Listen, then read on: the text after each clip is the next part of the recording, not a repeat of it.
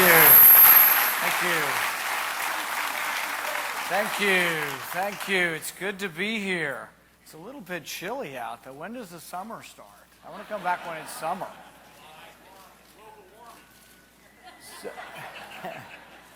People sometimes ask me why I got involved in politics, and I usually tell them it's because I got tired of throwing stuff at my TV. And that's sort of true, but the more honest answer is that I was disappointed. I was disappointed in Republicans who had doubled the debt when we were in charge, had doubled the size of the Department of Education, were supporting things like Common Core, were supporting things like bailing out the banks. And I said, we need other Republicans. We need to participate. And I can just complain, and I can throw things at my TV, or I can try to get involved.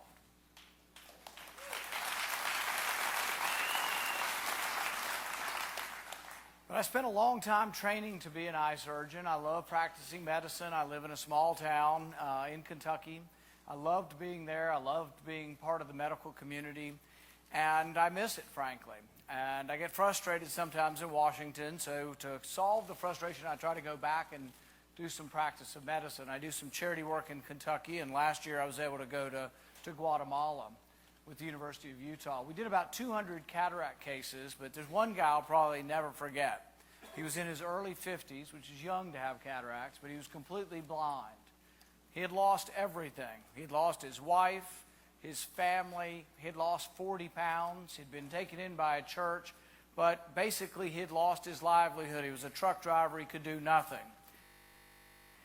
And I'll never forget the day after his surgery, unveiling his patch and seeing the smile on his face, seeing him get on his knees, thank God that he'd been given his vision back. That kind of stuff you don't see in politics every day. In fact, in politics, if they're ever thanking God, they're thanking God that Congress is out of session.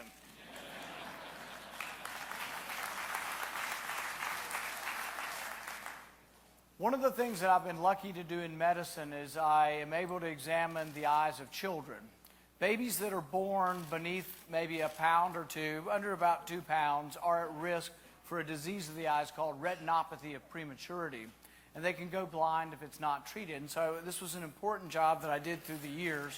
Many people didn't want to do it because there's liability involved. Many of these people don't pay. But I felt like it was an important job because I'm about the age where you'll still meet somebody who is blind from retinopathy of prematurity when it wasn't treated. Now we treat it, and it's almost all completely preventable if we catch it in time. But the thing that strikes me is every time I examine a baby, some of these babies can fit in the palm of my hand. Some of these are 1-pound babies. And I think to myself, do you think Debbie Wasserman Schultz thinks that this baby has any rights? And I say that somewhat flippantly, but I mean it as a very serious question. Actually, most of them do. Once the baby's born, they think the baby has rights. This little tiny 1-pound baby that we're still providing complete life support for and that survives only because of all the things we can do to help this baby survive, they say that baby has rights. But a 7-pound baby, they say has no rights. And I'll tell you what I'm tired of, is I'm tired of us retreating on this issue, and I'm going to push back.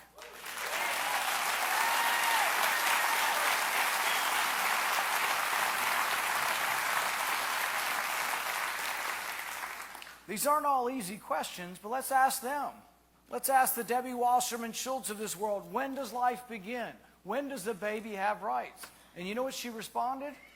I said, does the 7-pound baby have rights? You know what she said? She said, that's between their doctor and the mother. Really? A 7-pound baby has no rights? She's so out of step, the Democrats are now worried. We've got them on their heels on an issue they try to put us on our heels on. They're backpedaling. You know why? Because 84% of America is not comfortable with third trimester abortion. So I say we push them back and we say, is abortion always okay? Are there no exceptions to abortion? Let's flip the tables on them and ask them, when does life begin? Some of them say in the nursery. Really? So a 7-8-pound baby has no rights whatsoever? I think we can win this argument. I plan on being a big part of it, and I'm going to keep talking about it.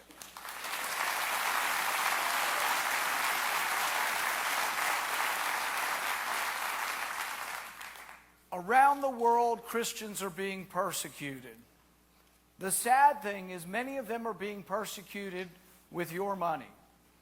We send money to countries that persecute Christians.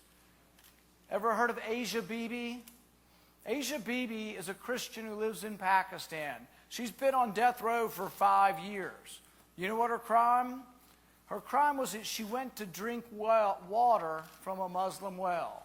As she began bringing the water up, they began shouting, "Death to the Christian."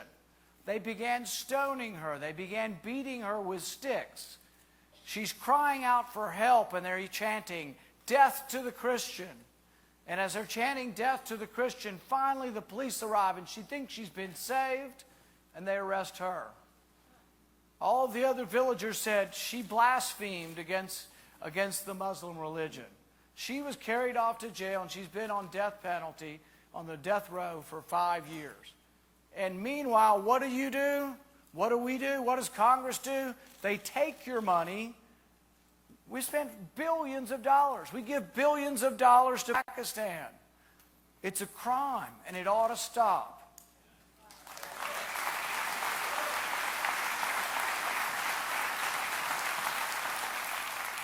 So I introduced an amendment. I'm on the Foreign Relations Committee, and I like to stir things up on occasion. So I introduced an amendment. My amendment said that any country that persecutes Christians, any country that persecutes any religious minority, any country that puts to death or puts people life in prison for blasphemy, apostasy, changing religion, or interfaith marriage, that we shouldn't give them any money.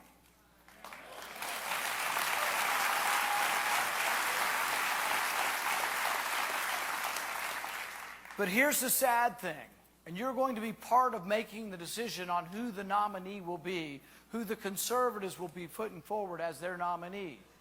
Almost no Republicans supported it, and no Democrats supported it. It lost 18-2 in committee because the unanimous consent, the nearly unanimous consent in Washington is send good money after bad. We're sending it to the so-called moderates in Pakistan, and I say, doesn't look like it's working. But that's what's happening. If I ask you and we polled the crowd, how many are for sending money to a country that persecutes Christians? It's going to be 0. In Washington, it's completely the opposite. Washington is so out of step. Washington is so broken, it's not going to change. It's not going to change if you nominate Democrat light. It's not going to change if you put up somebody who is not dead set on changing Washington. Washington is so horribly broken that I'm a big believer that it doesn't change until we finally send them all packing and we institute term limits.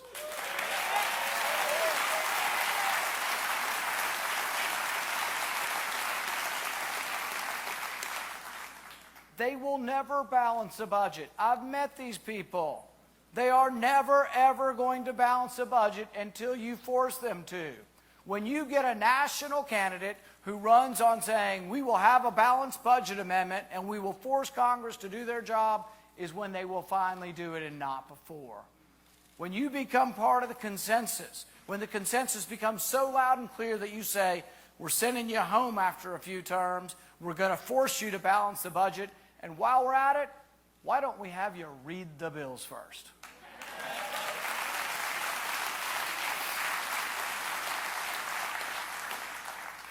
I introduced last year a bill called Stand With Israel Act. And in it what I said was that the Palestinian Authority should not get any money when they're allied with Hamas. Once again, I'm guessing we won't get many objections to that. In Washington, though, I can't get a vote on it, and most of the Republicans and most of the Democrats say, oh, we have to keep giving money to the Palestinians. And I ask, why? Why would we give money to a group that is allied with Hamas while Hamas is launching missiles into Israel when your money could actually be, in a way, possibly used to buy missiles that are being launched against Israel? Anybody, let's see a raise of hands. How many people think we need to keep sending money to Palestinian Authority? Washington, though, doesn't get it. They continue. It is the vast majority position. I have tried to target countries that chant death to America and chant and burn our flag. I've tried to say, let's don't give money to countries that burn our flag. I get about 20 votes. It's sad, but with your help, we can do it. But someone's got to say something. You've got to speak out and say, countries that persecute Christians shouldn't get 1 penny of our dollars.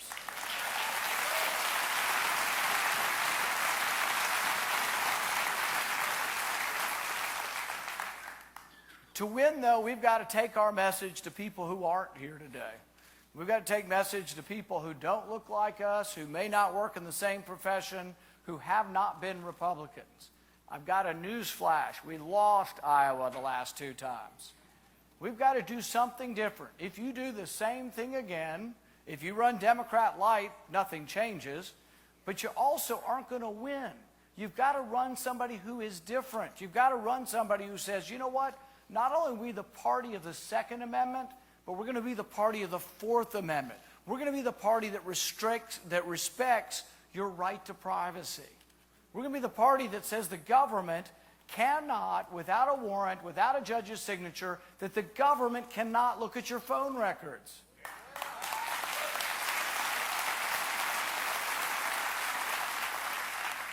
We need to be the party of the entire Bill of Rights. The Bill of Rights isn't so much for the prom queen. The Bill of Rights is so much for the high school quarterback. The Bill of Rights is for the least popular among us. You can be a minority because of the shade of your skin, but you can also be a minority because of the shade of your ideology.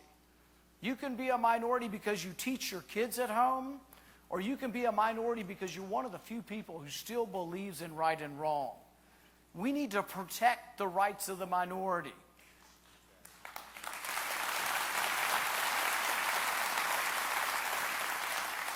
And when they send the police to your churches, when they send the police into your church and ask your minister for their sermons, that's when it's time for civil disobedience.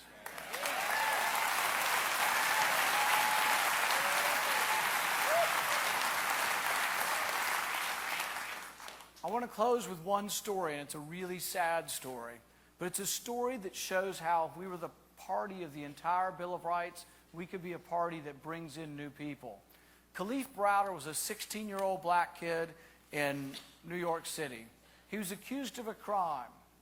I don't know if he was guilty or not, but he was put in Rikers prison. He's 16. He was put in solitary confinement.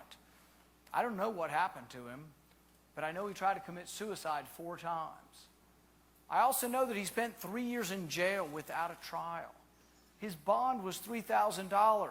You probably would have found $3,000 for your kids so they didn't have to rot in prison. His parents were poor. The Sixth Amendment. See, we talk about the Second Amendment, and I'm all for it. I'm a big Second Amendment guy. But the Sixth Amendment says you have a right to a trial. It says you have a right to a speedy trial. When we become the party of the entire Bill of Rights, when we proclaim with passion, like Patrick Henry, that the Constitution was not to restrain the people, but to restrain the government, when we show compassion for the least among us, we are going to be a party that rocks and rolls and dominates in Iowa and across America again. And I want to be part of that. Thank you very much.